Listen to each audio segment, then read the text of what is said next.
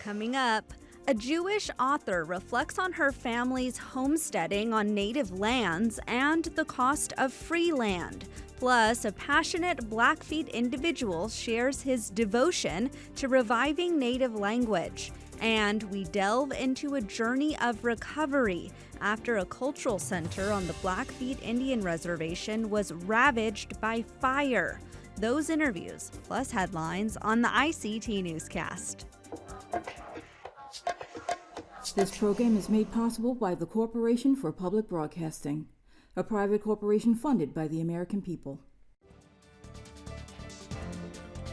Support for the ICT Newscast with Aaliyah Chavez comes from the Arizona PBS studios in Phoenix at the Walter Cronkite School of Journalism and Mass Communications at Arizona State University.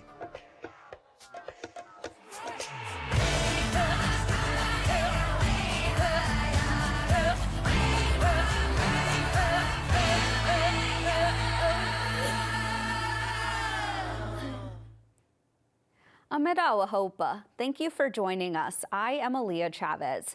Officials from the federal government on Wednesday announced $411,000 towards addressing the history of federal boarding schools in the U.S. The grants from the National Endowment for the Humanities will go to 14 tribal nations and organizations and will be up to $30,000 each. The Cowlitz Indian tribe will conduct a survey using ground-penetrating radar at the St. Mary's boarding school in Washington state in hopes of locating any unmarked graves of Native children who died at the school. The Little Traverse Bay bands of Odawa Indians will create a traveling exhibit educating communities about boarding schools in Michigan. NEH Chair and Navajo citizen Shelley Lowe spoke to ICT. It was really great for us to see that tribes were being very thoughtful about what it looked like, what this work needed to be for their own communities, for their own tribal members. And I think that's what speaks to the diversity of the projects that have been funded, is really tribes understanding their own needs. Well, 2 tribal nations are suing social media companies over youth suicides. The lawsuit filed earlier this week in Los Angeles County names Facebook, Instagram, Snapchat, TikTok, and other popular platforms' parent companies as defendants. The Spirit Lake tribe in North Dakota and the Menominee Indian tribe of Wisconsin are accusing the social media companies of contributing to the disproportionately high rates of suicide among Native American youth. According to Spirit Lake chairperson Lana Jackson Street in a press release, Native youth fall victim to social media's addictive and profit-driven design choices, leaving them particularly vulnerable. We move now to Hawaii, where a new bill is under consideration in the state's legislature that could make a small change on part of its iconic rainbow license plates. If passed into law, it would require all new license plates to include an okina, which is a glottal stop between the I's in the word Hawaii. This is the correct way to write the word when incorporating the Hawaiian language. The move would keep up with recent legislation aiming to incorporate this official language on state offices, buildings, and official communications. Numerous Hawaiian language and culture bearers have voiced their support for the measure, stating that the okina and kahako assist those who are not fluent in Hawaiian.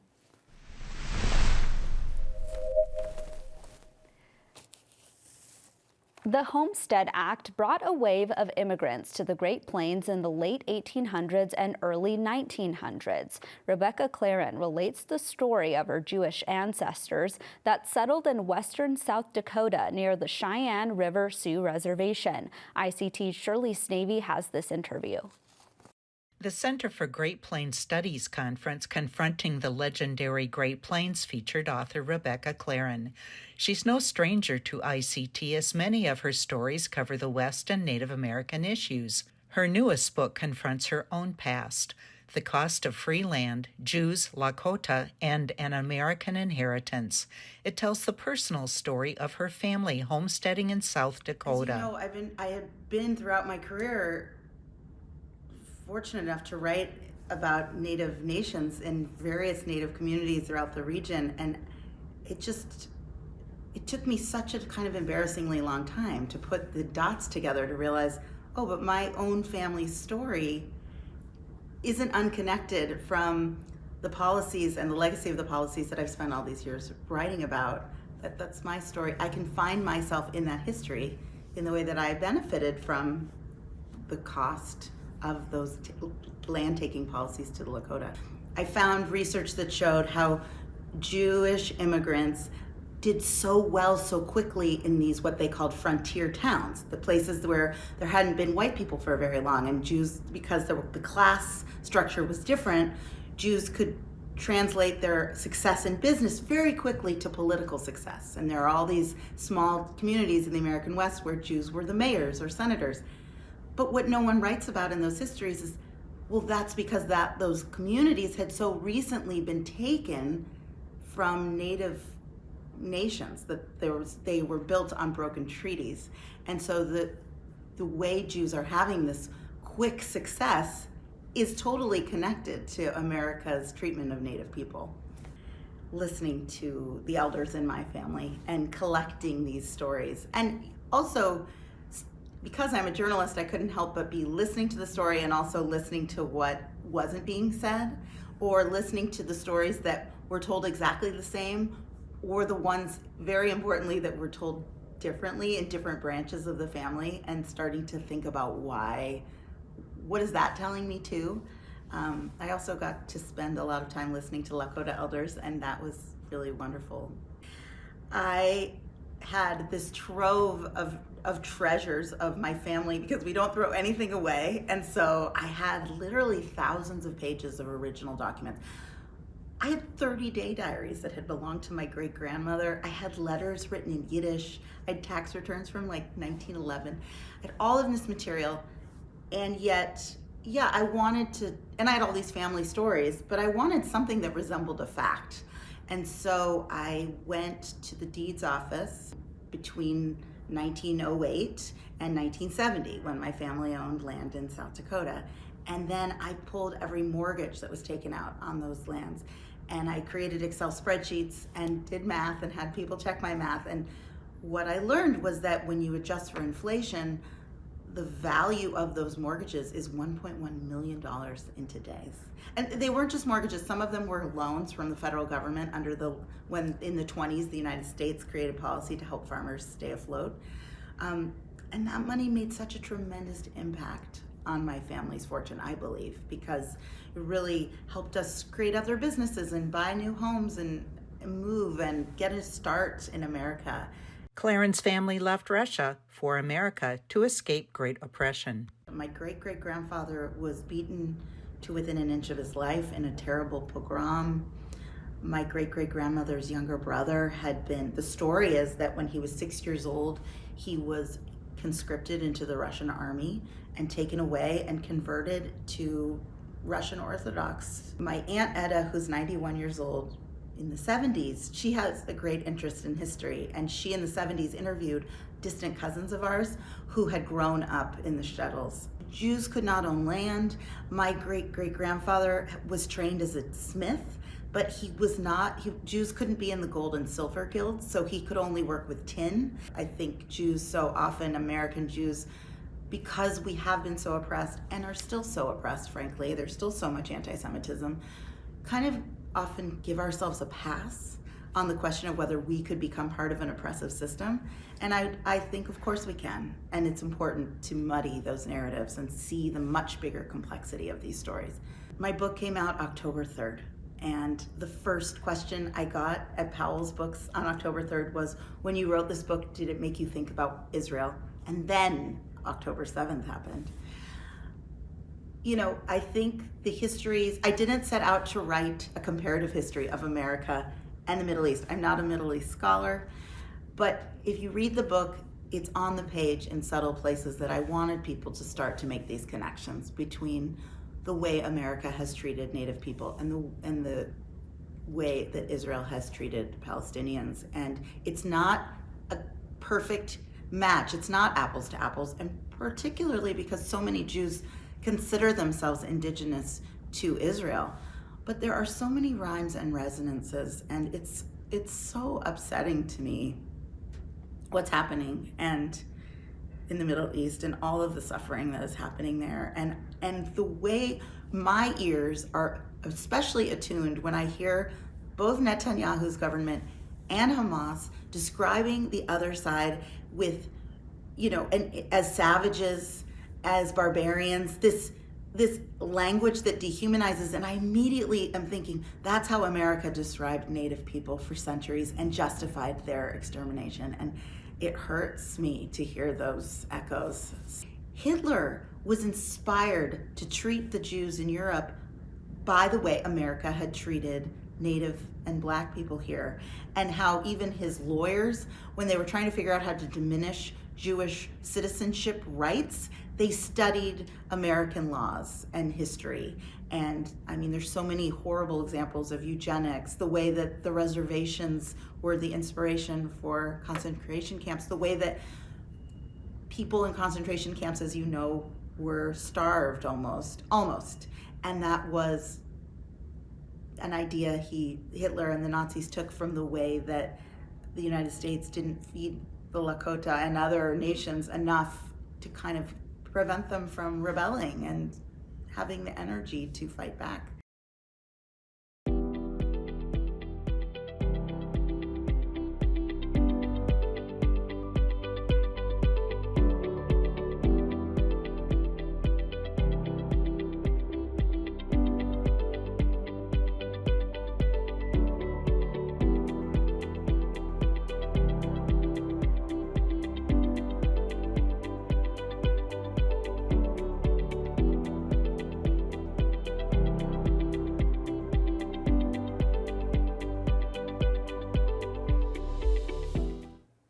We head out west now to Blackfeet country in Montana to meet a man devoted to revitalizing his native language. ICT's Renata Birkenbuell caught up with Robert Hall to ask about his work and about getting a little tiny taste of Hollywood fame.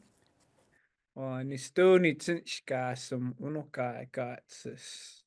Nitsitopi amskapipi kani nitsitapudakmi itaskinimaastokkiupists. Tauistamatokatupeni niitsipuksen anisanaksen. So, hello, my name is Robert. I work at our schools where I teach the Blackfoot language and literacy as well. I'm really privileged in the job that I have. I get to work with kids from childcare all the way up to senior year, and then I get to work with adults. It is a very lovely job filled with just so much joy. I get to bring puppets into a classroom of kindergartners, and then I get to talk philosophy with our top students. I really enjoy the work that I do, and integrating our neat books and into our daily lives is coming more and more. One of the things that we do at my school is I'm requiring a uniform writing system within our language. And in some language revitalization spheres, that could be seen as taboo or even sacrilege. And it's kind of like that here in Blackfeet country as well. But again, the written word. yeah, and how to write it, because there's been really no formal accepted orthography of the Blackfoot language. And we have been operating under this technique, if you will, or this mode of spelling it the way you want. And I've heard people say we don't need that white way. Spell it the way you want.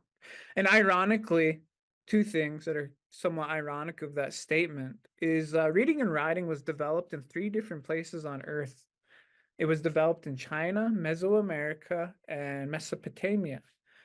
So I always want to say that reading is brown. Reading's brown. It's a brown thing. Can you just talk a little bit about, were you a little bit stunned when Lily Gladstone spoke about you during her acceptance speech at the Golden Globes? Or what Oh, was yeah. into her speaking? Oh, definitely. In her speech, she thanked the late Edward North Pagan. Edward North Pagan was an elder who lived in the community that Lily did while she was living on the reservation, and he is the one that was her main teacher. And I think that's really critical to share and to promote, because we always got to honor our people. Yes. She mentioned my name in her AP press interview. I was shocked and well, I mean, I just want to say, if anything, the fact that I have become somewhat of a I don't know, a D celebrity within Indian country, and Montana, it really speaks to the gravity of Lily's performance within that film. Just the fact that she can utter somebody's name and that person eventually making it on the news, being interviewed by Washington Post even. It really just speaks to how important her performance art has been to Indian country. Well, I mean, like, we're all united in supporting her and Uh-huh. celebrating her, loving And the her. young kids know who And she is. the young kids know who she is. The elders know who she is. She's the most famous Indigenous American right now, Uh-huh. and it's Uh, pretty lovely to see somebody that make it to that sphere, but mhm. remain who they are. It's and you're like, of course, Yeah. she's being Pikani. Of course, she's gonna be that way.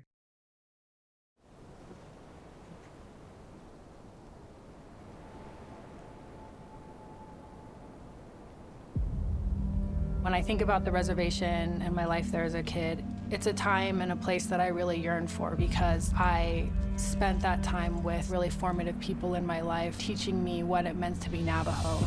As Native Americans, substantial rights under the Constitution and laws of this country were going unenforced. Those traumas show up in our elders throughout our lives, throughout our parents' lives. A lot of the history is still impacting us to this day. There's something really powerful that happens when you articulate an injustice. And at NARF, we do that on all fronts. The Native American Rights Fund is the oldest and largest nonprofit law firm. Fighting alongside our tribal communities to defend Native American rights. I see the difference that it makes with our Indian people. We are facing really challenging times. The right to vote has been under siege. Without voting, every other right in Indian country that matters falls. So it's really important to have NARF standing with our tribal people to define voting as part of the fight for tribal sovereignty. Anytime Native American voters are in a position to swing elections, that's when you see the most egregious violations of their voting rights. And so we responded to that moment. The Native American Voting Rights Practice Group arose with this rising anti-democratic movement that has been happening across America. The voting rights litigation that we do is tough. The facts are tough. They're very personal to our voting team, but our wins are big. And we win all the time.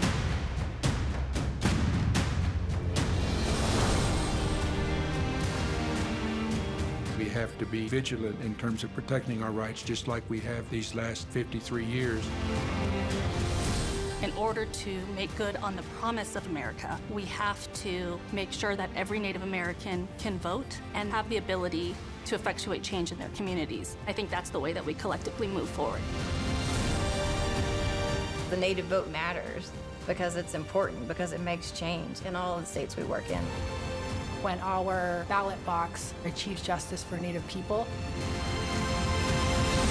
that's when we as a country can really feel faith in our institutions.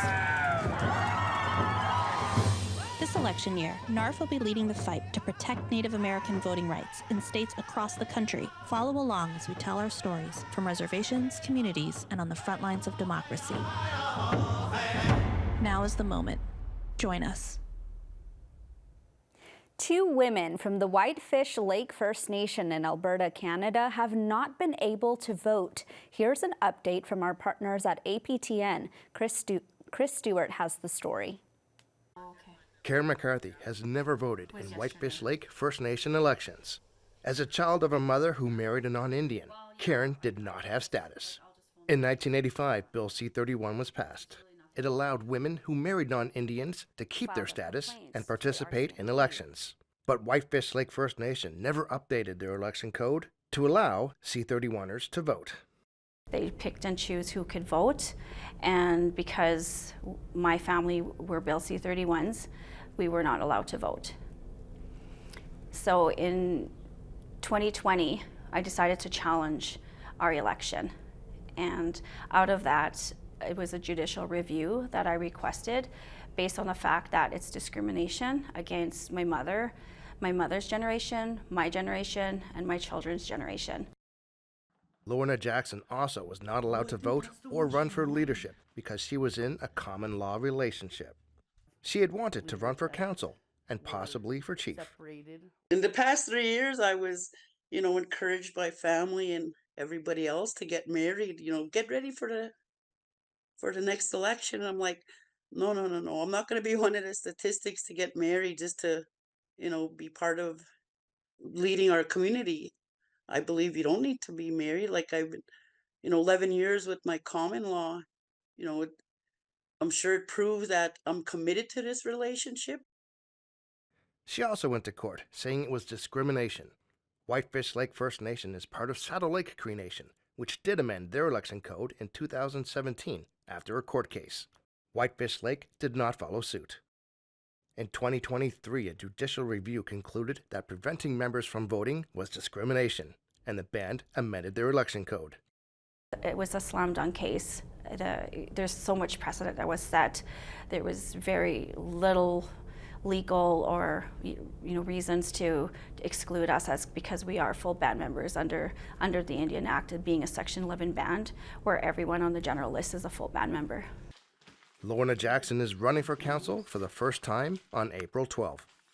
I'm really excited. I just want to do right by my people, for my people, and give them that voice. That was always just that voice to be heard, to be listened to. And Karen McCarthy is looking forward to being a first-time voter.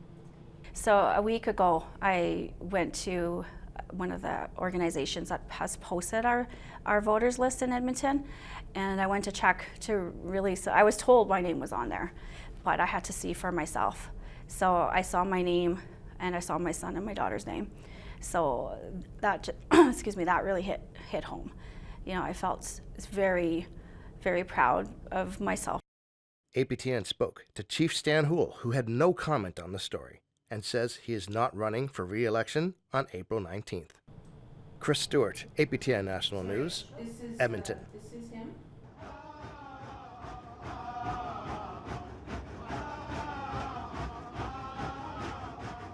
Arave tuat tavai, which is Ute for today is a good day. Arave is today, tuat is good, and tavai is day. Arave tuat tavai, which is Ute for today is a good day.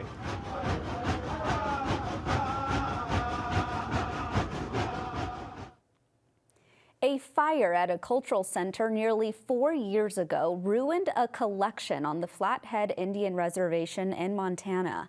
Liz Dempsey reports on how museums and curators from around the region joined in the effort to protect and preserve the sacred and everyday items that were damaged in the blaze. It has been 4 years since the act of arson burnt down the People's Center located in Pueblo, Montana. The Cultural Center held the collection items of the Salish, Kootenai, and Pend Oreille people.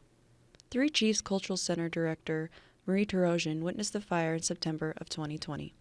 It's such a devastating thing to watch. The flames coming out of the building, the smoke, the big black smoke. Not able to get into the building was really hard. Not knowing what was still in there that wasn't touched by fire, smoke, or water. The fire and water damaged about 70% of the collection and destroyed the building. Museums and conservators throughout Montana reached out after hearing about the fire. The University of Montana's Museum of Art and Culture offered a dedicated exhibit called Rising from the Ashes. Whole room dedicated just for you guys. We want to give you guys a venue to tell your story. We want people to hear about your rise from the ashes. Museums both on and off the Flathead Reservation sent teams to help restore, relocate, and organize collection items that were recoverable. Museums around the state pitched in to protect the collection until they can make their way back to their homelands. You know, it's important to bring our artifacts back home, and our elders don't like calling them artifacts, I should mention. You know, artifact is a museum term, and these are a collection that belong to our ancestors. Their items, their dresses and moccasins and vests and gauntlets, and that's how we refer to them, is that they're our collections, and it's important for them to come home. The collection items will be returned in March, and there will be a community celebration to welcome the collection back home. Reporting for the ICT Newscast from the homelands of the Salish and Calypso people, I am Liz Dempsey with the University of Montana School of Journalism. That is a slice of our Indigenous world. For all the latest, visit us at ictnews.org. From all of us in the newsroom, stay safe, my relatives.